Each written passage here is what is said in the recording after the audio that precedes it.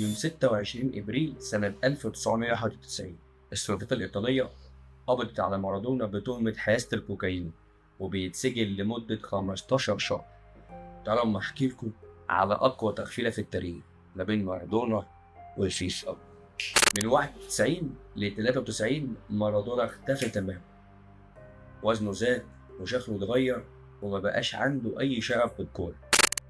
ومن غير مارادونا كولومبيا تخبط الأرجنتين 5-0. الأرجنتين هتروح ملحق تلعب استراليا عشان تصعد كأس العالم.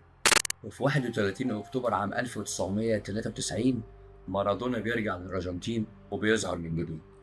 هنري كيسنجر وزير خارجية أمريكا وقتها كلم رؤساء الفيفا وقال لهم أنا عايز مارادونا ماليش فيه. جواب هالفلينج رئيس الفيفا اجتمع مع مارادونا والدكتور بتاعه، قال له عاوزين مارادونا في كأس العالم. الدكتور رد وقال له هياخد منشطات ولو انتم موافقين ادونا الضوء الأخضر.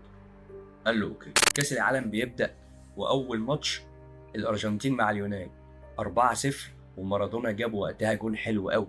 تاني ماتش للأرجنتين كان مع نيجيريا، كسبوا وقتها 2-1. وبعد الماتش ده طلبوا منه فحص منشطات.